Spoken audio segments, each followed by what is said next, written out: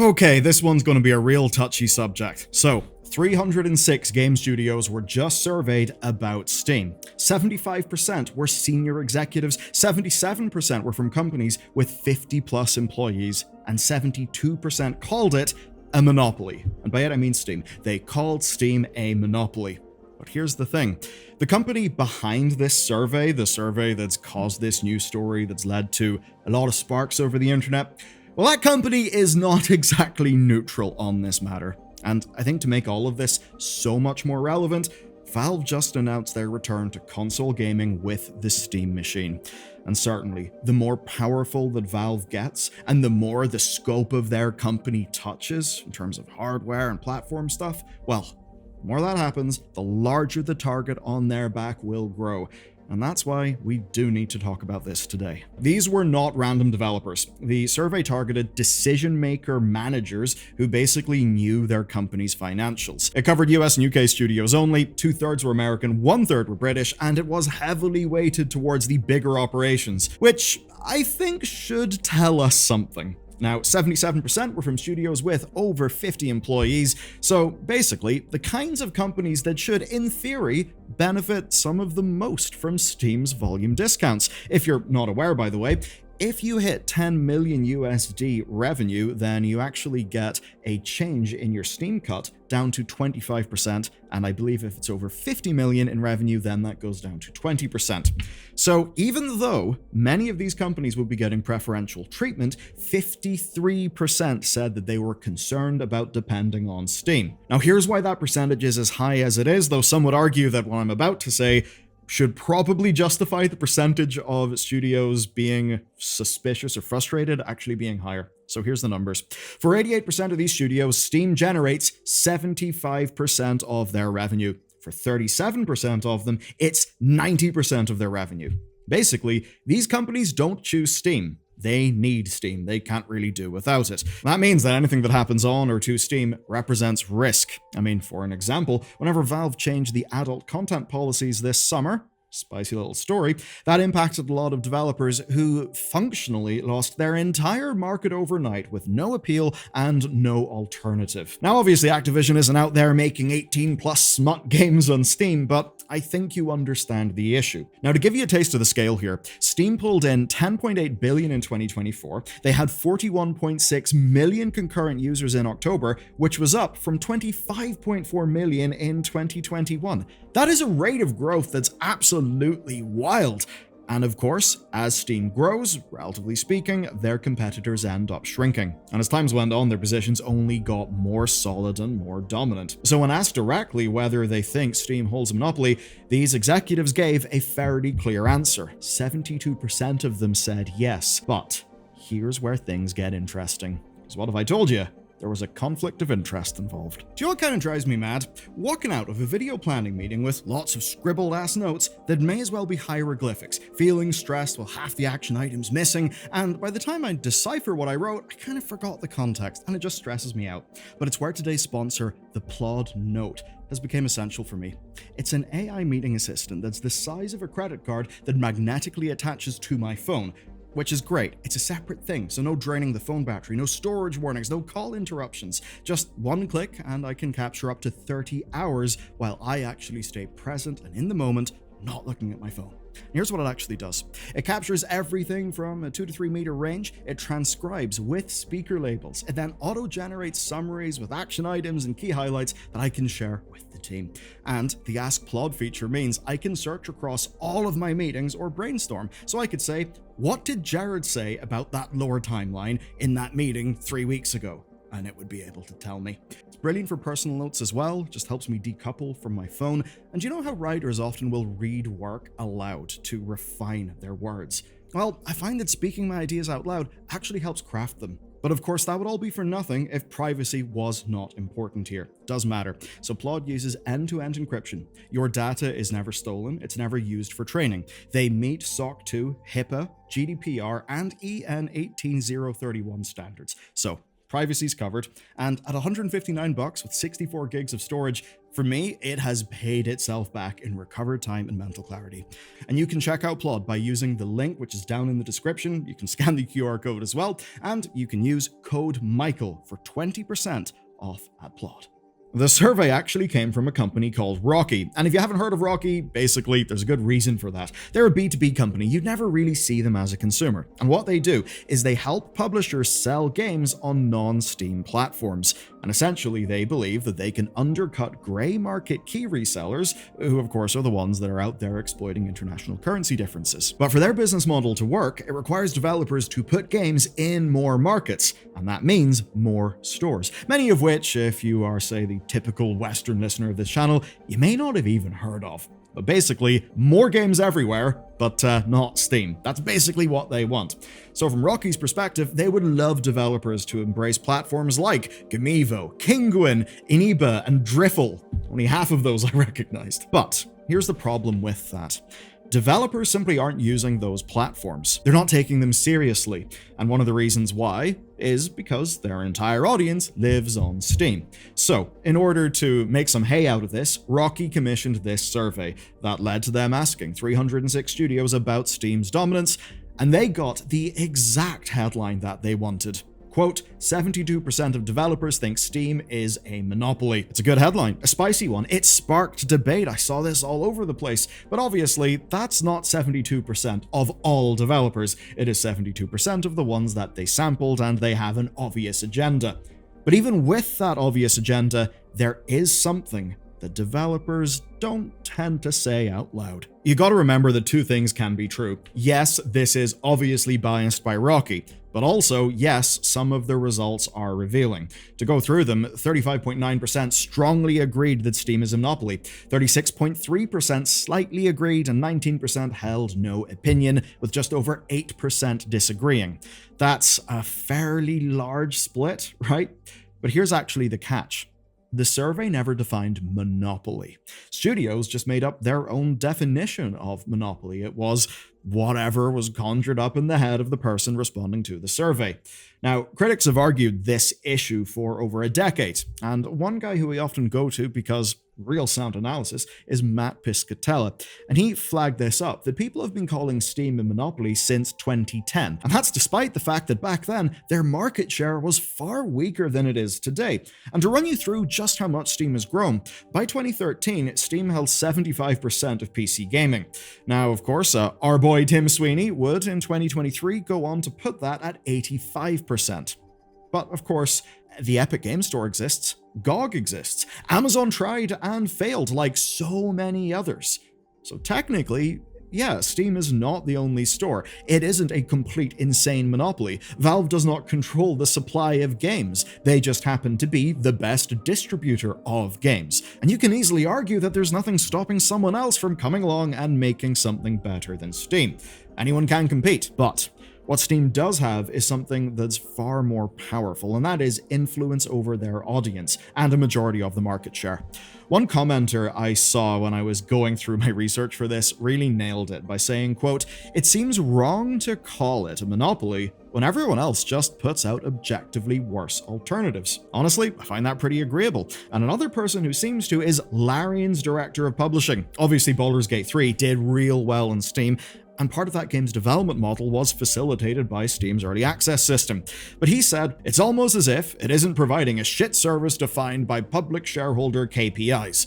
Yeah, so I think he's making his point very clearly, and basically, for the average consumer, yeah, Steam's absolutely awesome. It's also not a technical monopoly. If you want to use some of the technical terminology, it's what you'd call an oligopoly, which basically is the absolute dominant player.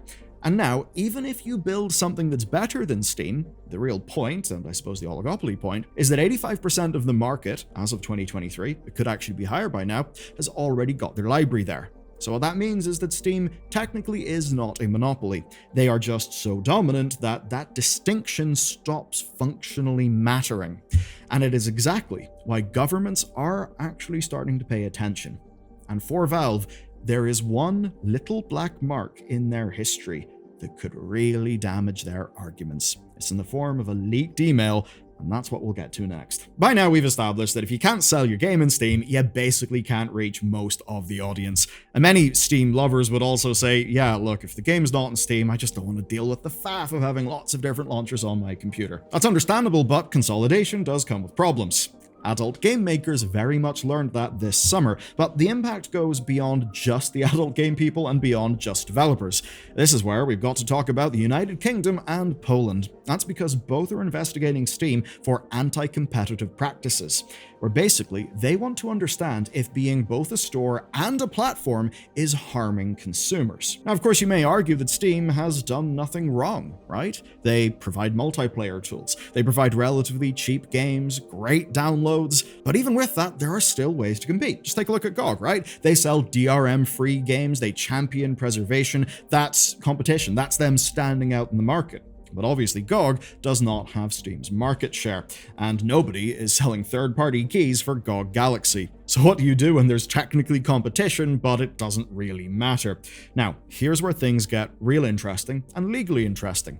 Because Steam is both a store and a platform, they have what's called a most favored nation clause. And what that means is that if you generate Steam keys, then you must price them comparatively to Steam. And of course, in isolation, that's completely reasonable, right? That makes a lot of sense. If you're going to go generate a Steam key and then sell it to someone, you shouldn't be undercutting Valve and Valve's store, because they're the people who will be distributing and, all of those other things, that game. But where this gets messy is when we go global. Now, this report from Appian shows that almost all of Steam's recent growth has come from non-English speaking users. Yet, Steam's automated currency conversion actively harms some regions with outdated exchange rates.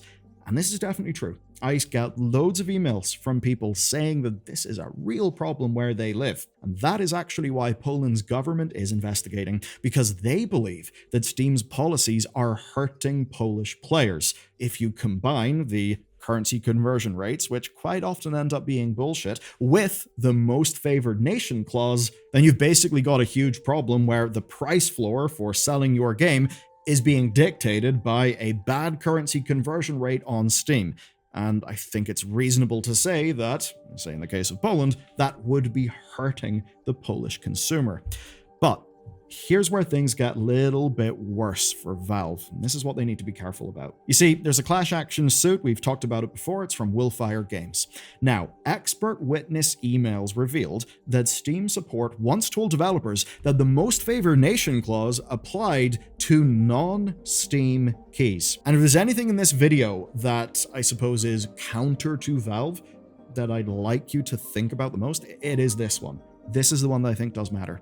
So, if you are a developer and you decide to sell a DRM-free version of your game, and it's on your own website, which would mean that all you'd really pay is the payment processing fee, so more money would go back to you. If you do that, according to this email, Valve may block you from Steam entirely. Now remember, I'm not talking about a Steam key being sold off Steam. I am talking about just a DRM-free version of your game being sold on, say, a developer store or any other store. And that's quite tricky, because Steam, controls about 85% of the market. But if Steam's rules then dictate prices for the remaining 15% of the market, well, that is when words like anti-competition and monopoly actually get serious. And by serious, I mean governments can start getting involved. And obviously, if you're Valve, you really don't want that. The tough thing about a video like this is I basically know that I really like using Steam. Almost all of you guys really like using Steam as well. Yet here we are doing a video that is at least entertaining loads of criticisms of Steam. And there's a good reason for that, because Steam really is fairly awesome. I mean, the critics will focus on the 30% cut, but I'd say that's not the real issue with Steam. It's not the real thing that people care about. I think it's basically that Valve is a mission-driven company. It's about video games. They don't have shareholders in the sort of publicly traded company way. They don't have quarterly earnings calls where, oh dear, if they miss their guidance, their stock price will just go way down. That's why I brought up that tweet from Larian's director of publishing where he said that Steam is, not providing a shit service that's defined by public shareholder KPIs. Because funnily enough, users and shareholders often will want different things. And when we look across the market, yes, there's Epic, but obviously there's the Tencent stake in Epic as well. There's Microsoft with Game Pass, there's Amazon with its failed Luna. These are all companies that in some way are answering to shareholders, whereas with Valve, Gabe owns the company, right? And I think that does actually show in the product. Look across Steam. They sell everything from your big AAA blockbusters to bizarre indie experiments. It's a lot. And sure, this summer's adult content crackdown did change things a little bit, but even with that, Valve were trying to be more hands-off. Even looking through Steam's upcoming games, you just see weird little experiments from random developers that don't tend to get surfaced in other places. And where that's relevant for today's discussion, well, by carrying games like that, Valve actually enables a market. And by enabling that market and providing access to customers, what do? Well, they create more competition between developers, which is good for the consumer. And as they are directly financially tied to core PC gaming, their incentives are far better aligned than most, like say PlayStation or Xbox. Now, the 30% is still really big, and at least you could say that Xbox and PlayStation earn their cut via loss-leading consoles that create a market. Obviously, Steam Deck has been a little bit involved, and the Steam machine will probably mean that Valve's moving a little more in that direction. But with Steam, for the most part, just being a middleman in PC, but a really good middleman, we get amazing discoverability, which increases sales. We get refunds done right, which I would argue increases sales because consumers feel like they're actually protected. And if I wanted to, I could just yammer on for another few minutes, glazing the hell out of Valve for all the good things that they've done. But here's the thing. The documents forced out of Valve at trial did reveal where critics have a point regarding the monopoly. So let's get to business, and here's where things get a bit problematic. So, Epic offers developers an 88-12 split. That is far better than Steam's 70-30 split. But here's where you, the consumer, are actually hurt. Because developers cannot pass on the savings that they get from the Epic Store to consumers. Now, if the Epic Store was somehow selling Steam keys, then I'd argue that's completely fair, because Valve would be providing the infrastructure, the bandwidth, the service, customer support, and many other things. So of course Steam keys should match Steam prices. But those Wolfire emails reveal something different, that Steam did threaten to delist games sold cheaper on other stores. Not Steam keys, just the game, sold anywhere, without using any of Steam's infrastructure. And what that does is that kills price competition. And that is something that means that you will on average pay more for the products that you get. And even worse than that, it is Steam competing against the rest of the market, not by leveraging its amazing user experience, its developer-centric features, its discoverability. No, that's Steam competing by just leveraging its ubiquity, by saying, hey, we're really big, this rule functionally applies to all of you, and we know you can't afford to violate this rule. That effectively checkmates the Epic Games Store, and it means that the market can't really self-correct. That means consumers lose. Now, Apple are another company with a 30% cut that faced this exact criticism. And one of the responses to that was a small business program, which basically would be a reduced 15% cut on your first million. I think if Steam wanted to do well by the PR here, they would do the same thing. Give indie developers a lower percentage for their first million USD. That would better enable indies to compete on price, and it would mean that more money goes back into those indies, which of course would mean more games for the rest of us and a more efficient market. So, Steam did build the best platform, but it does appear that they then made it impossible for anyone else to compete on the one thing that does matter the most, that being pricing. And that brings me back to this survey and what the survey is really telling us. Rocky wanted marketing, they wanted a headline, and they absolutely got it, being able to say 72% of devs think Steam is a monopoly. But these developers are not asking for Steam to be broken up by the government. They're not even asking for Steam to change. They're basically asking for someone, anyone, to give them a competitive alternative. We've had about 2 decades of Steam dominance. Epic tried to compete with their Fortnite money and failed. Amazon tried to compete with their functionally infinite resources and failed. Not because Steam locked them out, but because Steam built something that no one else could match, and then made sure that nobody else could undercut them on price. And that's the real monopoly question here. It's not whether Steam controls the market, because they clearly do. their market share is just that big, but it's whether they're using that control to keep prices artificially high. Poland thinks they are. The UK thinks they are. The Willfire lawsuit says they are. And in response, Valve says they're just protecting their platform. But the thing with that is, well, when 37% of developers are depending on you for 90% of their revenue, well, that distinction kinda stops mattering. All this means that we're living in Gabe's world. The question is what happens whenever he's gone, whenever he's not running Valve? And at least based on these numbers, nobody has an answer. That's what I would like you to think about. What would lure you away from Steam? Or what do you think Steam should actually do different? And to learn about the game that's currently crushing Steam numbers, even though back in 2023 people were saying dead on arrival, well, check out this video next.